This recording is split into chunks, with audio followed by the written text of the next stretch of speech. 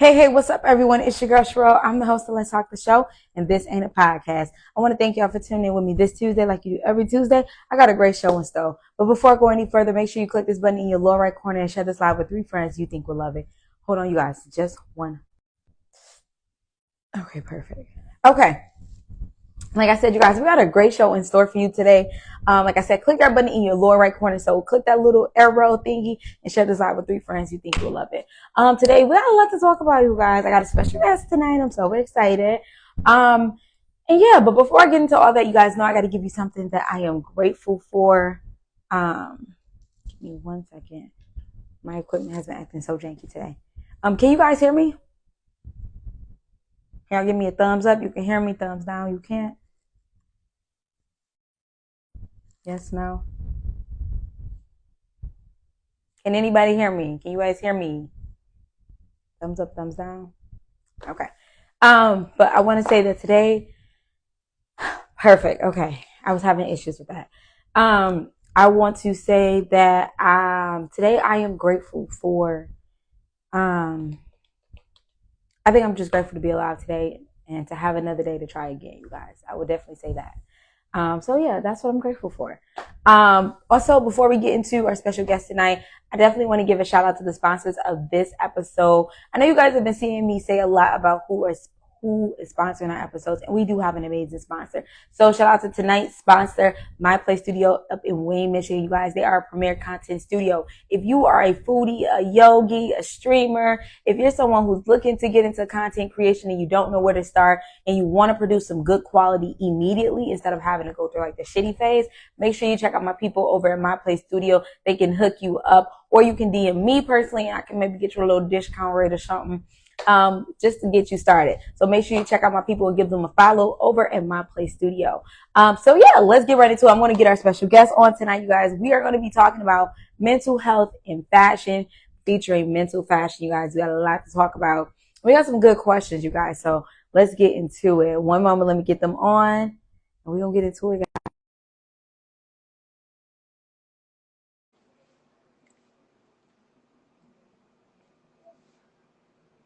Let's see. I don't know. You guys, it's been such a while. I'm sitting there looking all goofy. Hello. Hi. Hi. How are you? I'm good. How are you? Doing well, ma'am. I am hanging in there. I'm so excited to have you today. I'm excited to be here. I love it. I love it. Okay, so in order, how we start off every show, how I start off every show is that you have to get something that you're grateful for. Too often we focus on things that we don't have and not enough on the things that we do have. So we just want to put attitude of gratitude in the air. So give the people something that you are grateful for. I am grateful for my mindset and where it's taking me, and always God. There's just some trying times, which we'll get into, I'm pretty sure, later, on like why I started the page and everything like that. And I think back to where I was then to now, and I'm just grateful for just the time, for God, and just my mindset, how it shifted from a dark place to an uplifting one. Absolutely. I love that. I think you made a really good point to be grateful for is being able to get through those tough times. Because sometimes it get a little too motherfucking tough, y'all. Get a little too tough. So I think that, and I love that you said you're grateful for God. I love that because I always, as much as I want to say that I put the hard work in, I know that there's always somebody higher up working on my behalf. So we gotta shout out to the man upstairs, y'all. So yeah, I love that. Okay, so let's get into it. I know a little bit, but tell the people a little bit about why you started Mental Fashion. Oh, yes. So, hi everyone. I'm Amethyst Noel. I am the creator of Mentall Fashion. Now, I started this page as a grieving process after losing two of my older siblings, like back to back, and one of them was like super, super close to me. So he and I were just like, fashion was our thing. No matter where we went, where we were, like we just wanted to step out and look good. And after that, I just realized, like, also tying into with like the Black home. A lot of the times it's because I said so. It is you can't say what you want to say, basically. So I always turned to my fashion. I was alternative. I had the black, like ever black fingernails. Like I had it all, and that was like I was angry. You know, I was a teenager. I was angry, and I used my fashion to express how I was because I couldn't say it. I would be disrespectful if I was talking back. So that was, you know, what we grew up on. And so I used fashion. And now that I hit another tough time, I realized that fashion really was like my language for being vocal when I couldn't actually say the words myself. I love that. Well, I want to talk. So let's talk about what did your fashion look like at the time of like the passing of the sibling that you were closest to? Like, what did it look like then, and how has it evolved since then? I will say at the time it was a lot of pseudo, like just like pump faking for myself. So it was very colorful. I was trying everything under the sun. I was throwing. I never wore color before, like pops of color, yes, but I would not do like a full-on outfit of color. It was your beiges, your nudes, all of that. And all of a sudden, why do I have green in my wardrobe? I have pink, I have blue, I have all of these things. And I was just trying to really find out where I was. And I think the biggest like evolution of my fashion is really paying attention to me and my body type and actually doing the research. So my accessories started looking a little bit different. I wasn't just throwing it on just to throw it on. I was actually carefully curating my outfits and finding ways to combine, whether it's like all of my, like, instead of trying to compartmentalize everything, I was trying to find a way to blend everything. So I love punk rock stuff. I love the alternative. I love hip hop. I love like urban streetwear. I love like the elegant stuff. I love the timeless pieces, all of it. And I was trying to figure out how to not just shift one day, and just combine everything and make it just uniform. So I will say from then, back then it was just random colors, just trying to get out there. And now it's just really curated towards me. Oh, I like that. I like that. So I want to rewind back because I actually jumped to it first. Yeah. You know, going through, I can't relate, and I hope to God I never have to do it. And I'm so sorry that you can't speak on this experience. But can you talk a little bit about how that experience kind of shaped you as a person, losing two siblings, one of whom you were really close with? Um, you know, I will say it made me lean on God a lot more. And it was so, like, I'm like thinking back like to that moment. I was attending, uh so my older sister, I'll say this, my older sister and I weren't as close, just, you know, the way family is, parents, however it was. So it's my half sister, even though I never really thought of her that way. So we just didn't really grow up together. I got to know her later on in life, and then we just started making amends, and then poof, you know, I was still in my head about like feeling guilty. I'll be honest and say it. I was feeling guilty because I was being stubborn when I watched my other siblings get close to her, and I was just still so hurt, and I trusted the wrong family members. And then when it came to my older brother, we were already close. We were on that level of mental, and I beat myself up a lot because I was like, why am I so sad over one than the other? And it made me feel like I should be just as sad. And I felt like I was wrong to feel grief, or I was wrong to move on quicker from one sibling than the other. And it was very, very difficult. It was something that the first few days, like, I was in shock, and I just didn't eat. I was beating myself up. I was like, you know, she's gone. Why didn't I answer her call? The last call was her calling me on my birthday. And I said to her, hey, like, I'm really busy right now. And yes, we started texting and, you know, made plans to see, but there was moments that I could have popped up and I didn't. And so that ate me alive a lot. Whereas like with my brother, we always had that vulnerable moment. And it just, it was a really trying time, and it took my mentals for a whirlwind because I was basically painting myself as a villain in my own story because I was just coming to grips with everything. Yeah. Yeah. And I want to say that I appreciate your honesty about that, because I think someone who would experience the same loss would feel the same way. Why would you feel more grief over one than the other? And I think that I don't, honestly, just on the outside looking at it, seems that sometimes we are just closer with people, and it just, one just hurts more than the other. The title shouldn't weigh that out more, you know? Yeah. Some people are just, like, some siblings are really just your soulmates, and some are just, they're just your siblings. You love them. Yeah. But I think that's how the cookie crumbles sometimes. But I'm happy to see that you'll come out on the other side Yes, yes. Long journey, but we're here. Yeah, absolutely. And it, you know, when it gets longer, because you know, healing is not linear. Go through all types of little transitions. So I like that. So let's talk about. We're gonna get back to. I don't want to go too. We're gonna get talk back into mental fashion. So when you reached out to me, you mentioned that you wanted this to be a safe space for women that were similar to you, like introverted women, and learning to improve their mental health through their fashion. How exactly are you initiating that through mental fashion? So on my page, one of the biggest things which I started, which is a really it's kind of old, is the color psychology. That's something that I didn't realize it. Oof, some of my I didn't realize it at the time, but colors really do play a part into how we go about our day. So now what I consciously do, and I give people the knowledge first. And I've actually had people come back to me, and of course they're introverted, so they're not going to be all up underneath the comments. Most times it's going to be in DMs, but they're telling me that like, hey, thank you for that tip. So I'll give you an example. I know I have a big meeting. I know that I'm a little bit nervous. I will purposefully wear the shade black just because it represents protection. It represents like just authority. I want to feel like, and of course it's a slimming color. So, like there's that too. So I'm just like, yeah, so that's just like, something I'll do. Or maybe I don't know, I get up and I'm just feeling kind of, I'll wear a comforting color like pink. It just makes me feel a bit more like soft, a bit more feminine, a bit more understanding because maybe I was a little too authoritative yesterday. I want to kind of dial it back a little bit because, maybe it was just a little too strong. So I'll give people that bit of knowledge. Then we'll go into your body type, which is a really big thing. I spent so much time hiding. Now I am, and I'm going to be 100% transparent because that's just who I am.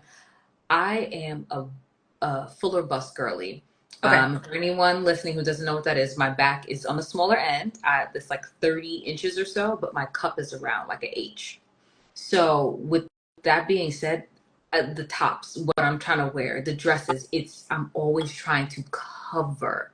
But then I realized like, how do I cover without looking like too top heavy? Because Yeah. if I put all the busy stuff up top, I'm making myself look bigger up top and I'm actually creating a shape that is Yeah. not balanced.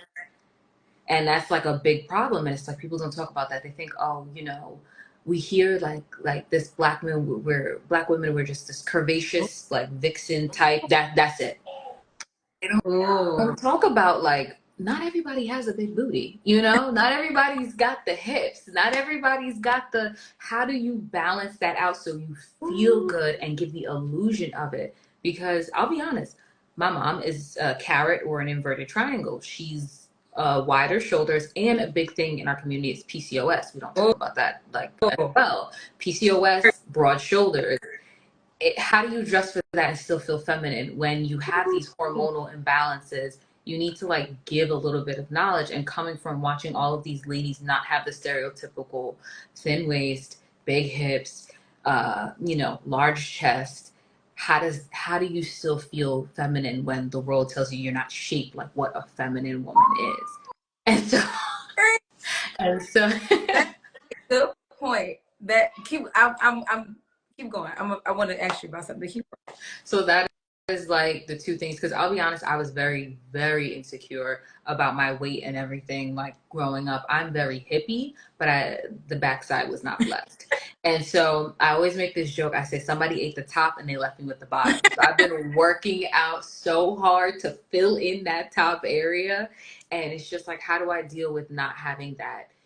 I'm technically an hourglass shape, but there's parts that I would like to Yeah. adjust. And so what I do is I combine the color psychology with your body type, and then we get into your style. And then lastly, what are you looking to accomplish? Some people are making big shifts in their life. Now, mine was grief, but you could be a new mom and you're just like, how do I get my sexy back after that? How do I hide my little belly Mhm. pooch, but still look good? How do I show up for this new job? I switched careers. I'm going back to school. I'm starting over. I got divorced. I left, whatever it is. Then we work backwards into everything that we talked about. And then we just make your outfits from there. And that is like every part of that is mental. How do you, like, what's that color that makes you feel powerful? Okay, we start with the color, black. Now, what's the silhouette for your body type? You might be pear. You could work with doing like a broad shoulder up top to balance you because you're already hippie. Now we got the body type. Now we're going to go into your style. Let's say you like Alicia Keys. Well, she wears a lot of like, that some of her looks are a bit more urban, so she'll have like larger things going on up top. Yeah. It's her colors, her embellishments.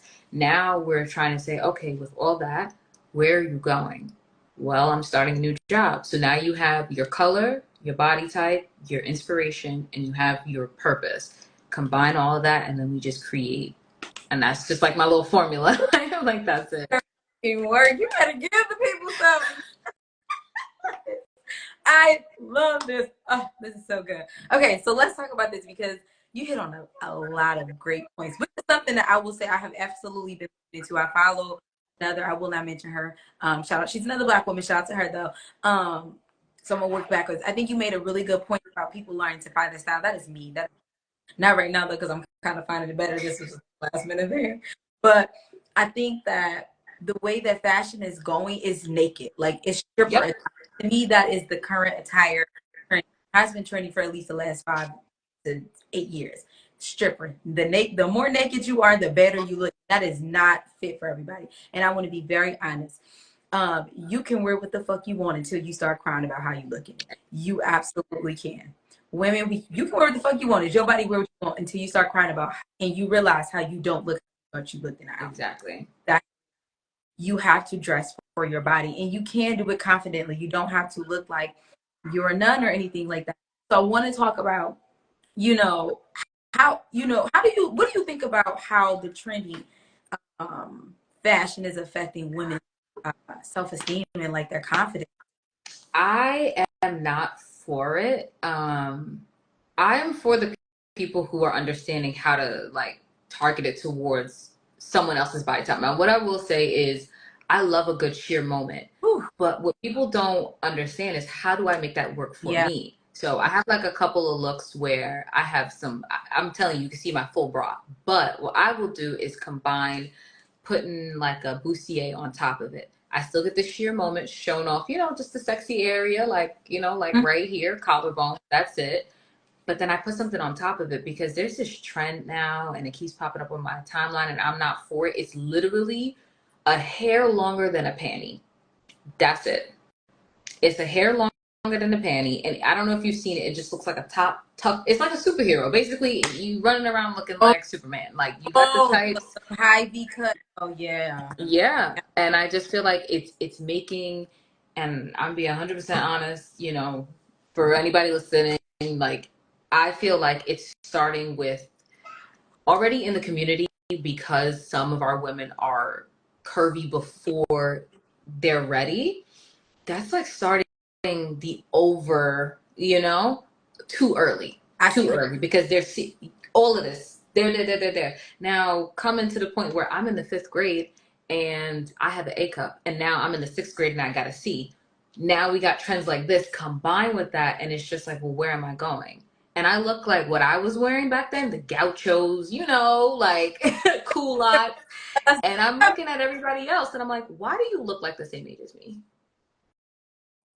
I'm like, I'm a grown woman. Why do I think that you and I could get into the club at the same time? Like and to me, it's just like, I had to wait till I was like 17, 18 to even put like a little bit of something on my face. And I agree.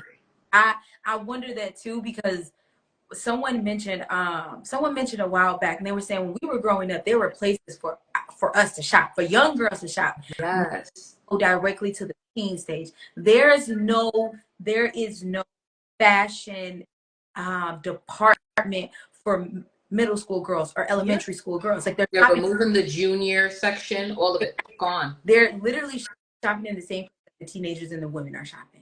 And it gives them no room. Bro, they go straight from kid to sexy, and it's like, what the fuck? You didn't have that at 12, bro. Trust me, you got a long time to be sexy, baby. You don't got to start that soon. And I think you're right. Is definitely I saw you say is definitely kicking into the over sexualization of Black. They go straight into it from kid and innocent straight to sexy, and it's like, what are we selling here? Yeah. So I think it's confusing our young girls. You don't make it to be sexy. You can absolutely be modest and be beautiful. Absolutely. And the attraction that you're looking or the vibe that you're looking to give has nothing. It has something to do with wearing, but it also has a lot to do with how you carry yourself. You can look Yes. very tacky in some of the most modest clothing if you don't carry yourself properly. So it definitely goes. I agree. I want to talk about. I think you mentioned something too about not having the ideal body type and not feeling thin, and the world is telling you otherwise. Can you like elaborate on that? I think that is such a great point. Yeah, it started from like everything, like an insecurity. So I grew up on Long Island, which is predominantly white, coming from Brooklyn, New York, straight Oh, okay. to, yeah. So my family was like, you know what, better life. Woo, let's just switch you guys out there. Now, if I had grown up seeing people like me, I probably would have thought, okay, well, my community of women, they are doing other things to add to their femininity. Yeah. Now, when I'm looking at the girls that are around me, I'm like, okay, like I'm feeling a little bit, yes, I'm a little bit curvy, but I'm also feeling a little bit chunky. So I'm just feeling like, okay, like I'm not fitting in here. And then like as I'm starting to get older, I don't have what the black women who are around me have. So I'm just like, oh my goodness, I considered the lip injections. I did. I was like, my lips, they're not like Really? this girl, hers are juicy. And like, I have like, a little Cupid's Okay. bow. But like back then, like I saw the girls, like they put the gloss on it. It was like Oh yeah. Megan Good. I was like, Yeah, they was eating it up.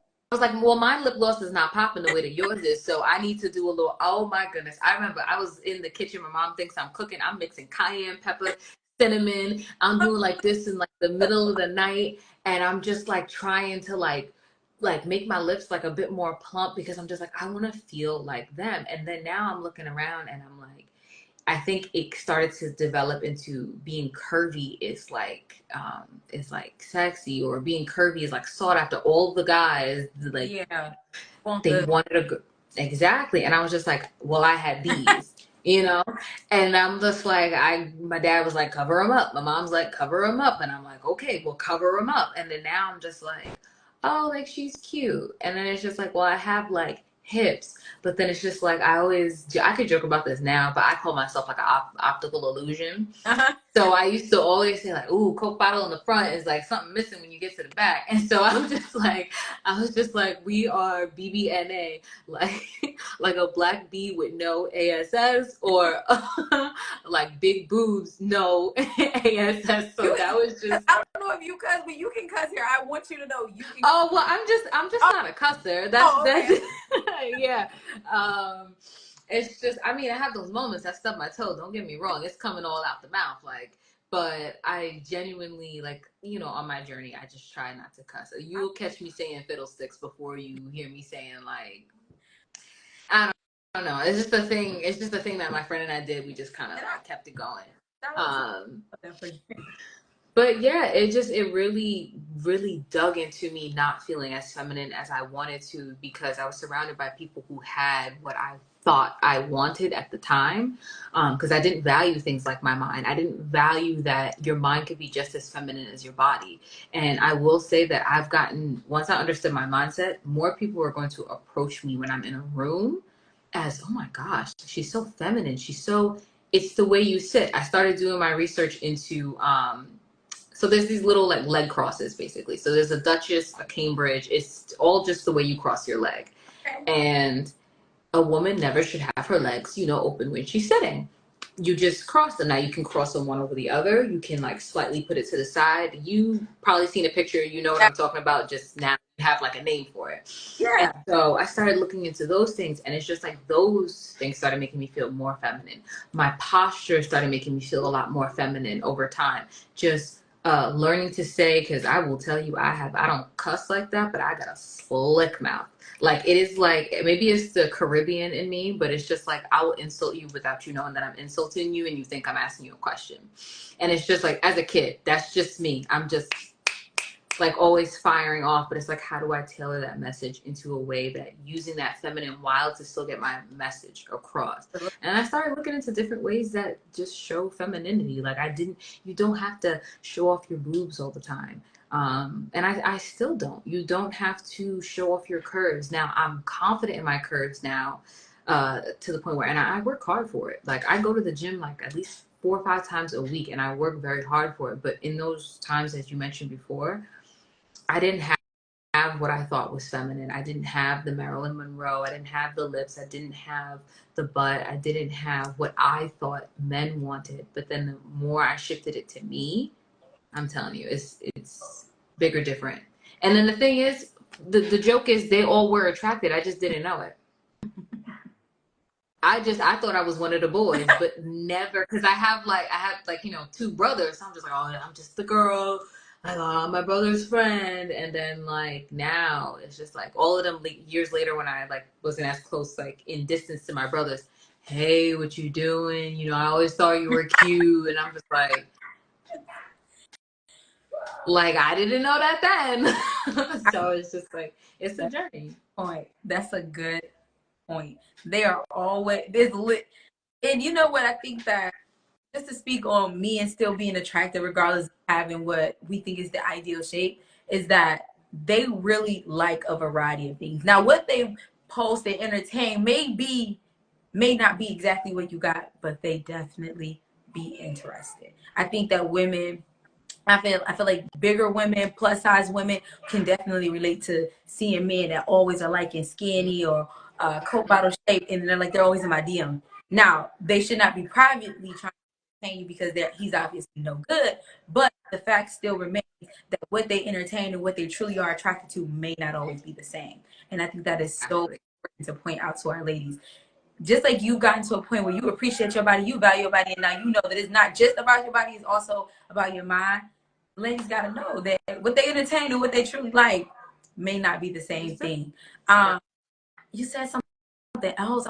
Okay, so you talk about evolving, getting through those insecurities. What exactly, like, was there like a switch that happened, or like, was there an event that was a catalyst to you getting through those insecurities, or what happened to get you from insecure to, you know what, and I think I kind of like this, I know what I can do with this? Like, what happened in between time to get you to on the other side of your insecurities? It's two things that led into a catalyst. I will say the first is definitely God, like 100%. Like I have no accreditation to anything else but to him. And then the second is my fitness. It is, I was off and on. Like I said, I'm 100% a transparent person. So I went through being bulimic. I went through like the anorexia, all of it, because where I was, it was skinny, skinny, skinny. Now, my curves weren't appreciated the same way if I had still lived in Brooklyn. I would have been considered normal. If anything, I would have been considered on the slimmer end.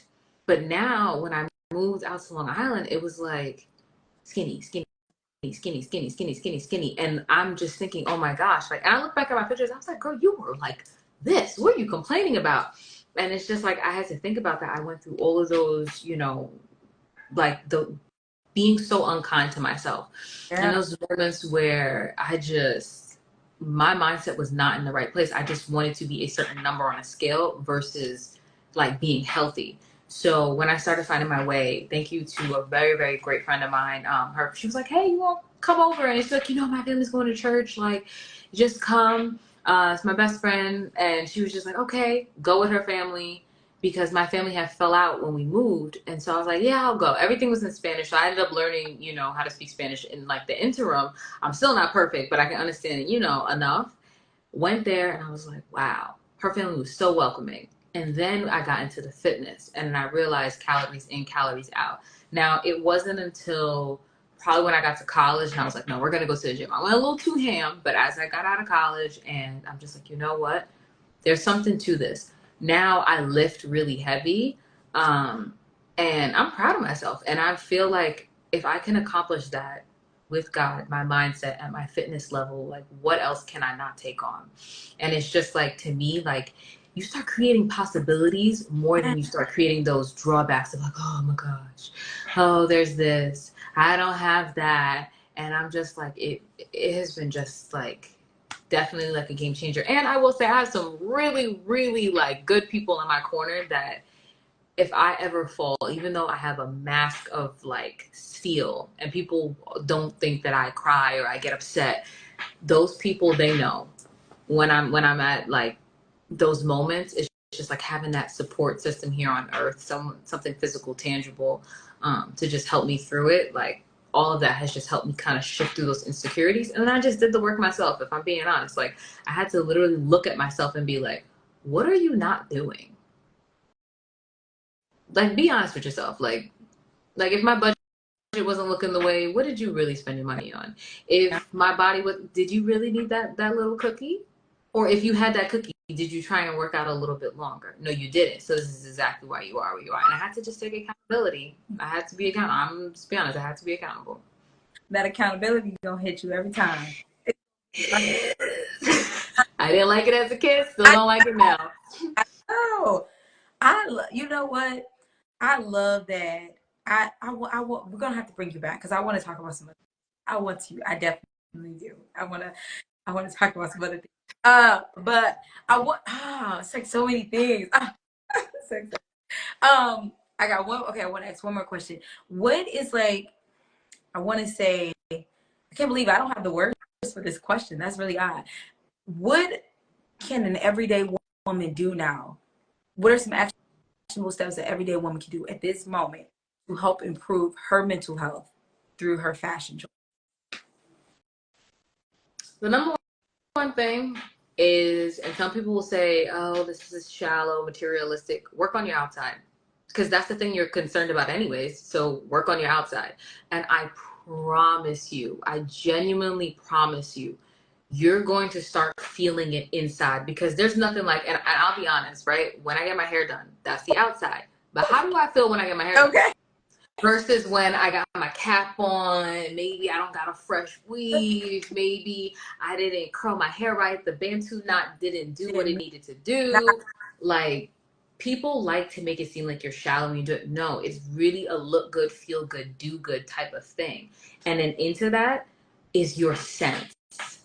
Like, definitely your sense. So the first thing I will say is start with your outside.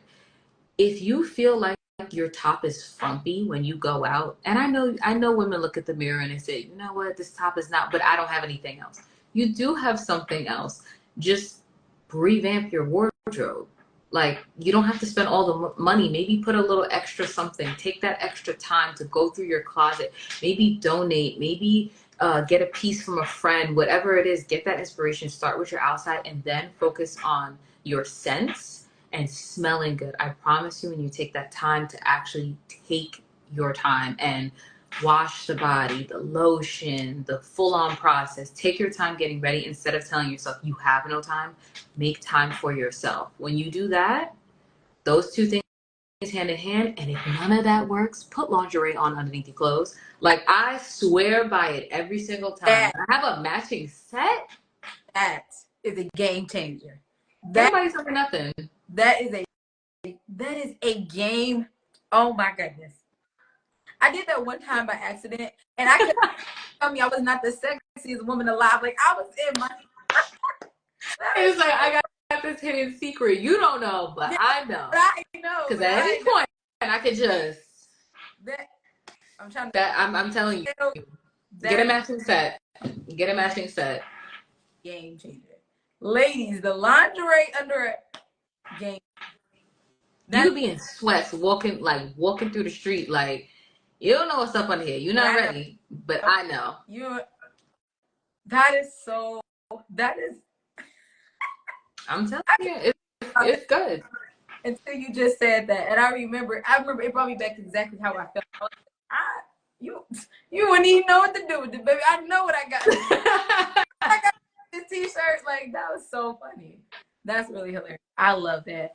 Amethyst, I have truly enjoyed you, and I want to let our audience know you will be back because we got so much more to talk about. There's this, and it is like, I don't want to make it drawn. I want to give the people what they need because you have some gems that they got to hear. I have thoroughly enjoyed you more than you know. I have thoroughly enjoyed you, ma'am. Thank you. I enjoyed being here. It was like, it went so fast. It was like a blink of an eye. I was just like, wait, hold up. We didn't hit like childhood, back eating, mental, clothes, colors. That, like, we went all the way around the map, and I felt like we just touched on like all the points. And it's all mental. It's all outward work, and then it just goes back to the inside. Like, people don't realize we're humans. We're visual creatures. Very, We need the outside first. Stop shunning me for it. I don't care if you say I'm shallow. I don't care. When my hair is laid, when my makeup's looking good, when I put on that outfit, I don't care how many times I wore it in the week. If I put on that one dress that makes me feel good, that's it. I am doing better work. I am thinking positive. I'm like, okay, I'm dressed like a millionaire. So how are we gonna get this money? Let me call Oprah right now. Like I got her in my speed dial. Like, let me call her right now. I love that. I love that you say that you're not shallow for it, because that's very much the truth. A lot of people's stress comes from a lot of the stress of the day literally comes from how you look. And that is a good point. Nobody's shallow for that. Because as much as we want to say, oh, the mind matters, I did not see your mind when I looked at you. I thought you looked cute and I liked your outfit. That's what I saw first. And then I got to know your mind. I think Exactly. And how do you feel when somebody compliments you on the work that you did to take your time to put that outfit together? you see this. You can have the hard stone face. Someone say you look good. Oh, thank you. And you turn into like a little girl. It's like, stop. Like, okay. Like, I've had that moment. I'm ready to go to work. I'm like stone faced. And I'm just like, oh, okay. Like, it's so true. This? Oh my God. Thank you so much. Like, I put time into this. Thank you for noticing. Like, it just feels so good. It feels so good. Amethyst, you gotta let the people know where they can find you on social media. I can't talk on social media, where that they can reach you for your services. Yes, so you guys can find me on my Instagram, which is Mentall Fashion. And if you don't know, it's Mentall Fashion because fashion is mental and it is meant for all. Woo! So that is where you will find me over there. I do have like consultations with just working, and I specifically work with women of color who are looking to revamp, redefine their wardrobe after like a big shift in their life. That's like my specialty. But I do work with, just women in general. You can just click that little link in my bio, schedule a little consultation. I am always here. I will make time in my day. I'll pop into one of the little pods at work and then just make time just to help someone on a journey that like I know what it feels like. So I'll be over there. You guys can catch me there. Mentall. That's 2 L's and then fashion. I love it. And I'm going to let you go first, and then I'll go post out. You got to give us something that you're grateful for. I am. Oh, there's so much. There is so much. I am thankful for my keeping my word. That is something that I used to disappoint a lot of people because I thought I could do it all. And I'm thankful for now having the words to be like, listen, I can't. I wasn't in a space to do so because I was introverted. I was quiet. So I'm thankful that I'm in a space now where I can use my words to like actually communicate, hey, like I'm busy or I can't, or without feeling the disappointment. Ooh. Karen, I love that. Just that accountability. I love it. And putting up healthy boundaries. Protect. Yes. Oh my gosh, yes. Boundaries, you said it. Magic word. I love that. I love it. And that's honestly, you guys, if I had to say anything, love would be the word that I would use to describe. I would use to best describe this interview because I've loved every minute of you guys. Amethyst, I have truly enjoyed you. And I want you guys to know, I want you to know that you will be back. I will be reaching out to you to bring you back because we got so much to talk about and so many more things to touch on, because how you look matters, and you are not shallow. And Amethyst work for paying attention to your outside and working. Okay? I'm going to go out the same way I came in. One, I want to give a thanks to tonight's sponsor of our episode, which is My Place Studio, Premier Content Studio in Wayne, Michigan. You guys, foodies, yogis, streamers, you name it, aspiring content creators. Check them out if you're looking for somewhere to create some super dope content. And then tonight, I would say that I am most grateful for tonight's episode. I find that the episodes or the days when I'm having some of the roughest days are always the days of episodes that I truly enjoy, that lift my spirits, that reaffirm me in what I know I'm supposed to be doing, that God has given me. So those are those days, and today is one of those days, and I'm super grateful for that. I'm super thankful for you, Amethyst. I'm thankful to all our lovely viewers that joined in tonight. Make sure you guys check Amethyst out at Mentall Fashion, and make sure you reach out to her to get some of her services going. You have to support one another. That's most important. I want to thank you guys for joining me tonight. As always, my name is Sherelle Carter, you guys. I'm the host of Let's Talk the Show, and this ain't a podcast. I'll see you guys next Tuesday. Peace.